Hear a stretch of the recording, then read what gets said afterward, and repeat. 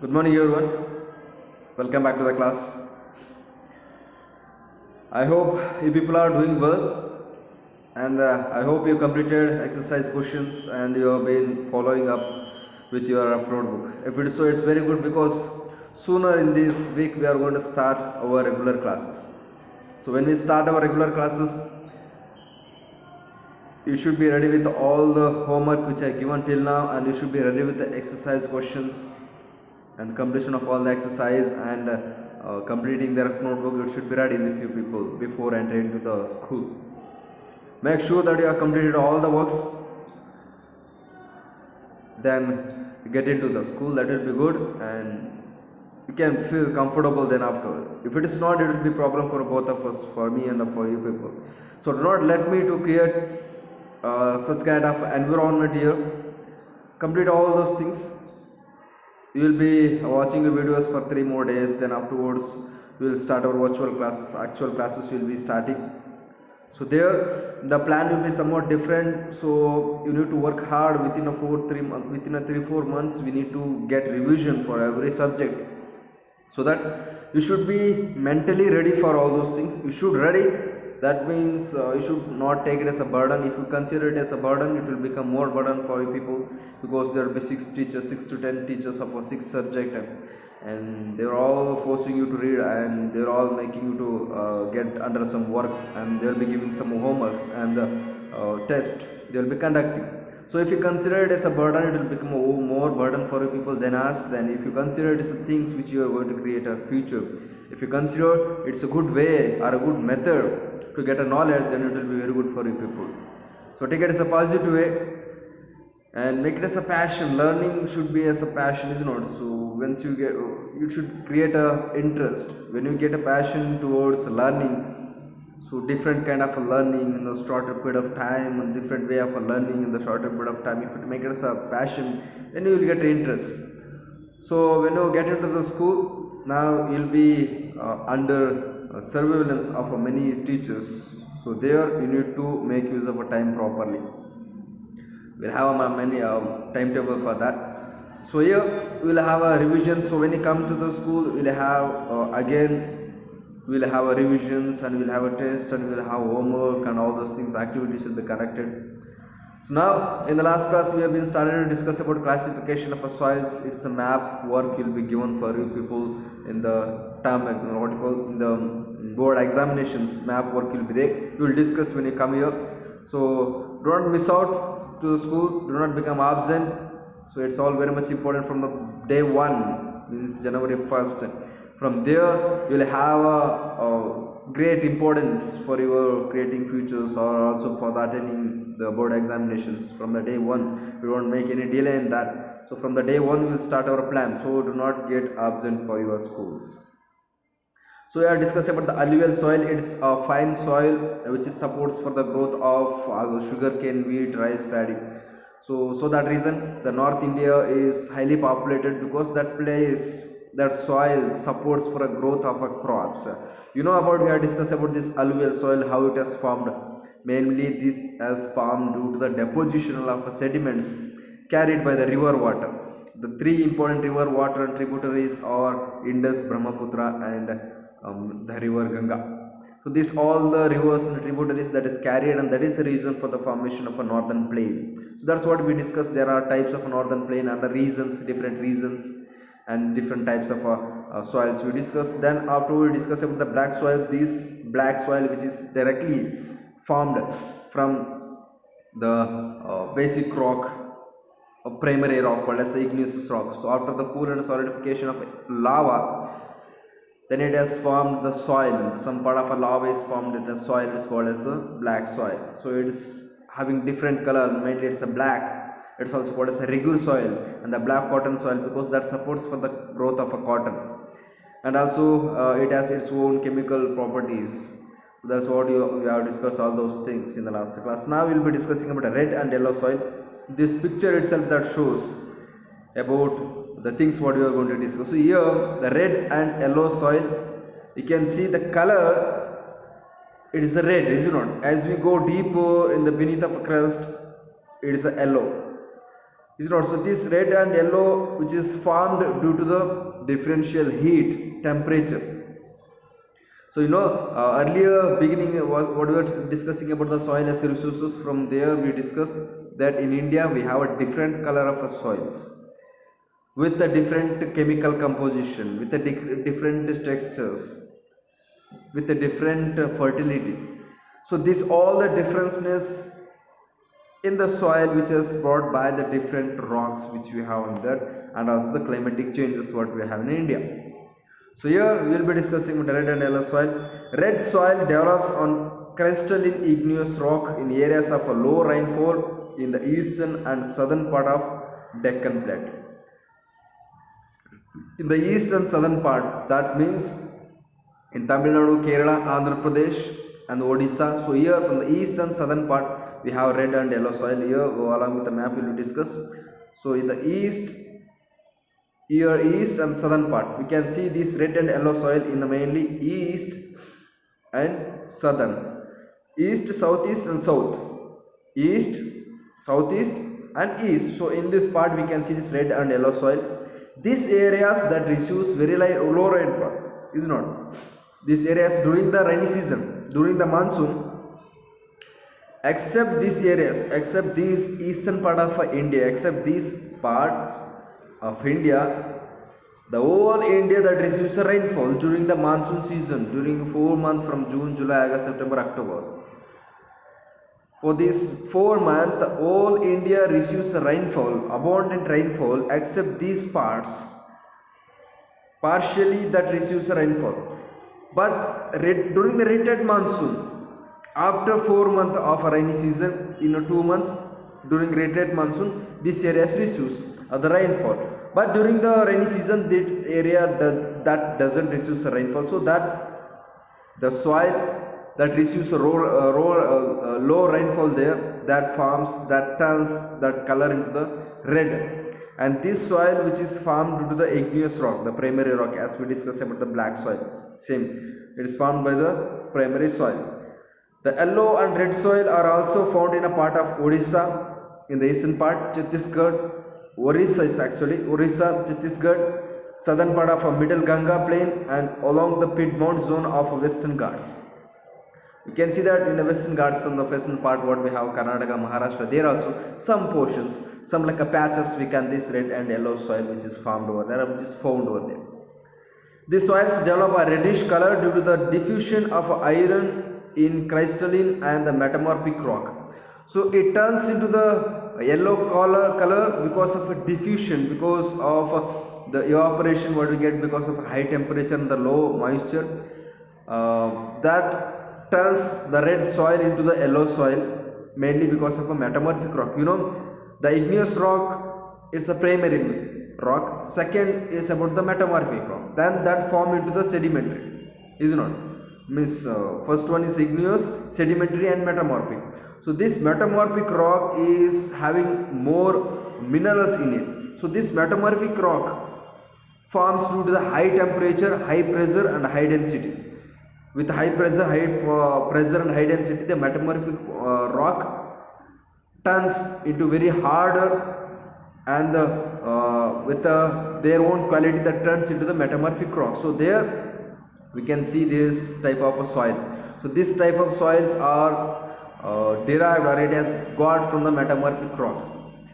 So it looks yellow when it occurs in a hydrated form.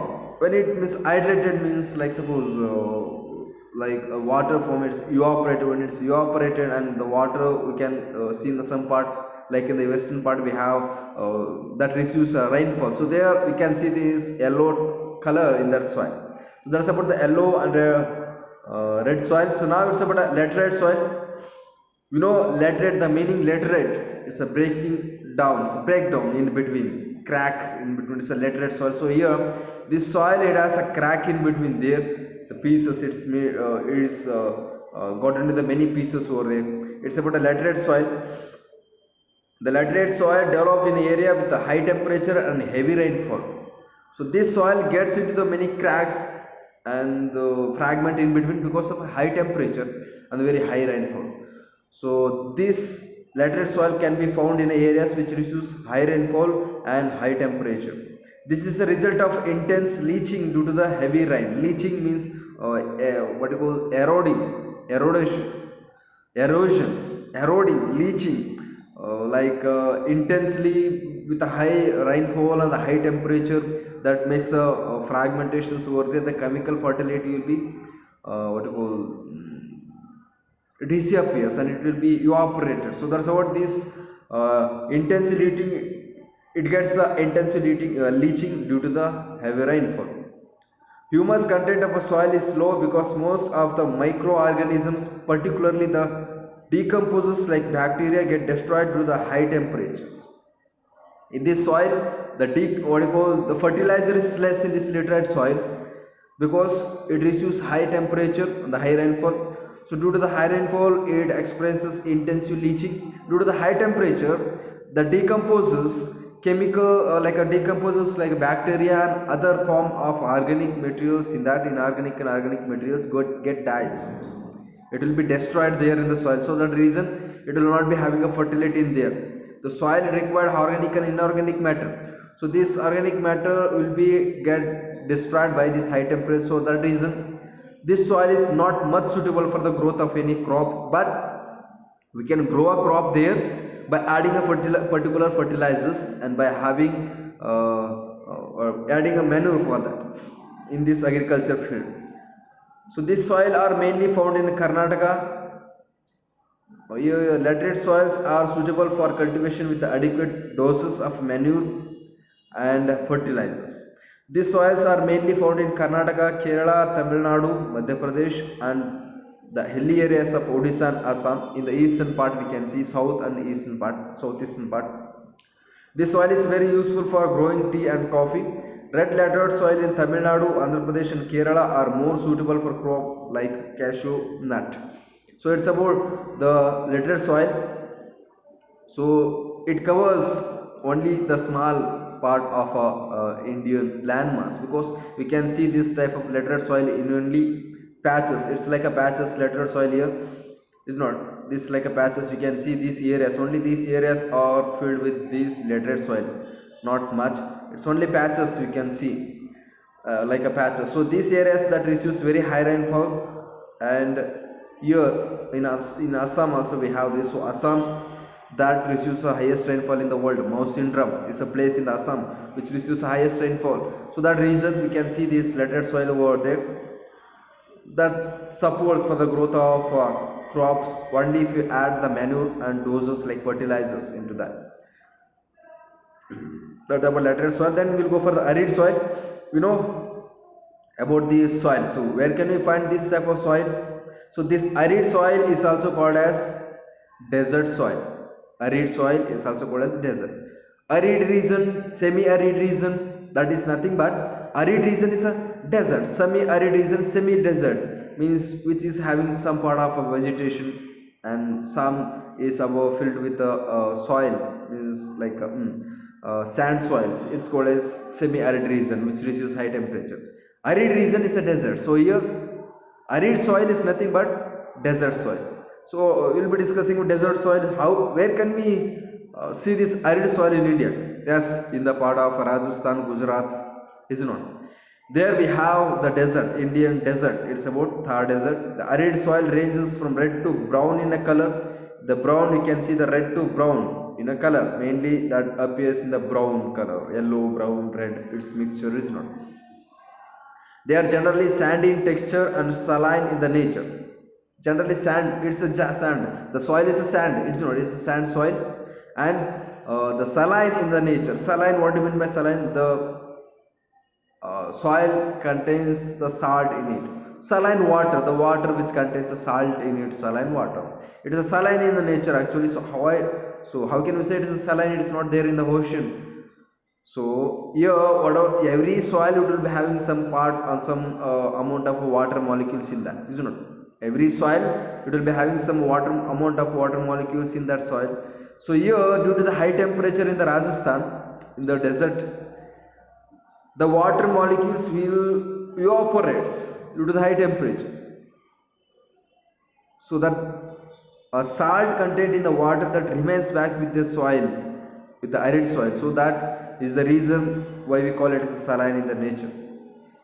The salt content is very high and common salt is obtained by evaporating the water. Here we can see we have some lakes in this desert, Sambar Lake, and there are some other lakes in this desert. There the salt will be extracted in these areas because due to the high temperature the water molecules got evaporated. Remaining part will be the what you call the salt will be remained back there. And due to the dry climate, high temperature, evaporation is faster. Due to the dry climate, as you told, because of a high temperature there, that evaporates gas faster, and the soil lacks humus and moisture. So that's the reason we cannot find a much of a vegetation over there. The soil, the sandy soil, that only supports for the growth of bushes, mainly thorny bushes, mullu gidagalu. So that only supports for the growth of that kind of plants over there. So because it's not having any moisture in that, humus will not be there and moisture will get evaporated due to the high temperature. So that reason that doesn't support for growth of vegetations. The lower horizons of a soil are occupied by the conker because of increasing calcium content downward. So you are discussing about the conker. Conker is one region which is filled by the different type of alluvial soil. So conker is a region and also type of alluvial soil. So here in near of northern part of this here desert, we can see the conker and also the sand soil which is got mixed. They are loomy and silty in valley sides and coarse grained in the upper slopes. In the valley sides it's loomy somewhat because usually in the valley side will be having some water content, so that it will be loomy and the silty. But as towards the upper side, the grain is some like a sands will not, it's like aparted, some like you can get some grains, is not onthara ududi agirtakantadu. So fragmented soils we can see in the upper course, and as that moves towards a valley region, towards river region, there towards the river and the valley regions, there we can see the loomy, the soil which is having some moisture with that, so it will be having some loomy there. In the snow covered areas of Himalaya, these soils experiences denudation and are acidic with a low humus content. There in the soil, there even in the Himalayan mountains we can find this type of a soil, arid soils over there. They are due to the cover of ice over the Himalayan regions, that doesn't support that soil to get much humus because it will be covered by the ice. So there also you can see this kind of a soil with having less humus and the fertility in the Himalayan mountains. That's about what we discussed about the important soils, type of soils in India. Now we'll go for the soil erosions. The denudation of the soil covers and subsequent washing down. What do you mean by soil? So it's soil erosion. So first line that explains its own definition for this soil erosion. Soil erosion nothing but the denudation of the soil cover and subsequent washing down. It's subsequent washing down. Sheet erosion andre enu, ಮೇಲಿನ ಪದರ, the upper layer of soil is upper layer of soil, if it is eroding, it's called as a sheet erosion, is not. ಗಲ್ಲಿ erosion ಅಂತಂದ್ರೆ ಏನು?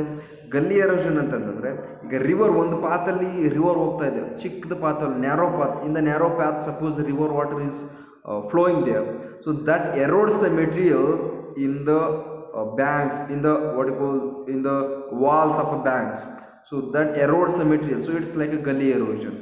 So here erosion is nothing but it's a denudation, means remove the parts or remove the some particles from the particular places. It's erosion. Suppose something soil is there here, a pour of water, then along with the water the soil will be washed down, so it's eroded, the place is got eroded by the soil, something like that.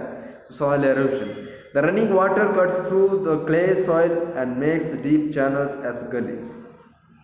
The clay soil, the running water, suppose it's going it's running from many days and the same frequently, then that areas will be eroded, it creates a gullies over there. The land becomes unit for cultivation and is known as bad land. So the land which is not suitable for the cultivation of agriculture is called as a bad land. Suppose it's not suitable for the cultivation for agriculture, then it's called as a bad land. So in the Chambal basin, such lands are called riverine. In the Chambal basin, we know Chambal is one of the tributary of Ganga, is not. So there the Chambal basin ಅಂತಂದ್ರೆ suppose here one river is there, another one here. So there are the two rivers joins together. So this area is called as a basin. There in there the Chambal is called as a riverine. It's a river basin. So riverine ಅಂತಂದ್ರೆ we know the island is a landmass which is covered by the water in all its four sides. Water is surrounded by all these four sides of this landmass is called as a island. Same like, suppose in the land, on the land, here in the land we have a river. So river, its main river is going in this way. Suppose another one tributary is connected and it is got aparted and it is connected again. So in between here we will be having a place. So there it looks like island. Suppose some people are living over there. It's a somewhat larger area. It's called as a riverine. ಇದೊಂದು land ಇದೆ, ಇದು ಸುತ್ತ ನೀರು ಸುತ್ತಕೊಂಡಿದ್ರೆ ಅಥವಾ ಇದ್ರ ಸುತ್ತ ಒಂದು ocean body ಅಥವಾ ಸಿ ಏನಾದರೂ ಇದ್ದರೆ ಅದನ್ನ ಐಲ್ಯಾಂಡ್ ಅಂತ ಕರಿತೀವಿ. ಅದೇ ರೀತಿ ಈ ಕಡೆಯಿಂದ ಒಂದು ನದಿ ಇದೆ, ಇಲ್ಲಿ ಎರಡು ಭಾಗ ಆಗುತ್ತೆ, ನದಿ ಹರಿತಾ ಇದೆ, ಎರಡು ಭಾಗ ಆಗುತ್ತೆ, ಹಿಂಗೆ ಹೋಗಿ ಮತ್ತೆ ಜಾಯ್ನ್ ಆಗ್ತವೆ ಅಂತಂದರೆ ಮಧ್ಯೆಯಲ್ಲಿ ಜಾಗ ಇರುತ್ತೆ, ಆ ಜಾಗದಲ್ಲಿ ಯಾರಾದರೂ ವಾಸ ಮಾಡ್ತಿದ್ದಾರೆ ದೊಡ್ಡದಾಗಿದೆ ಅಂತಂದ್ರೆ ಅದನ್ನ ರಿವರೈನ್ ಅಂತ ಕರಿತೀವಿ.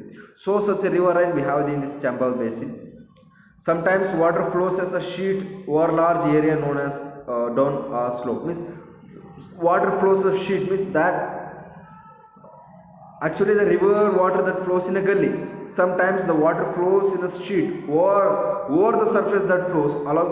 It will not be it doesn't flows in a same path. Suppose it flows it covers every area and that moves. Suppose it's like it erodes the sheet of that places because of sheet flowing.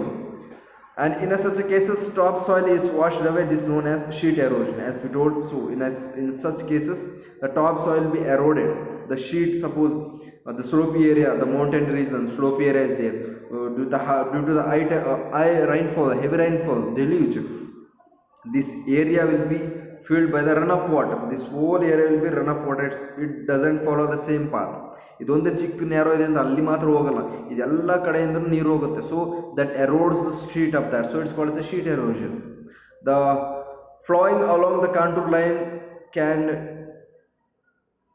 declarate the flow of water down slope. This is called as contour flogging. You know, contour flogging, slopey area, we have discussed about the soil erosions, to control the soil erosions. It's not slopey area, we need to flow the land in this way. In vertically we need to, suppose it's vertically flow slope we need to horizontally flow the land. Suppose we flow the land in this line like this, so it will erodes the material easily. Suppose we flow the land in this way, so then it doesn't allow for the much erosions. It's called as contour flowing. Steps can be cut out on the slopes, making terrace is called as terrace cultivations for restriction of erosion. So terrace cultivation is much required for, suppose it's a mountain and the slopey area, suppose it's a slopey area there, we need to cover the portion and we need to make such like this for the cultivation. So it will not be having a slopey area. So it's like a step cultivation that doesn't allow for the erosion. Then strip of grasses are left to the ground grow between the crops. This breaks up the force of wind. This method is known as strip cropping. So in between the crop, in between it may be anything, it may be sugar cane or any other thing. Suppose in between the crop, we allowed the like a multiple cropping. Suppose you allow to grow any other crops, so that doesn't allow for the wind to carry the winds from soil from one place to another places. It will not allow for the erosion of wind from there.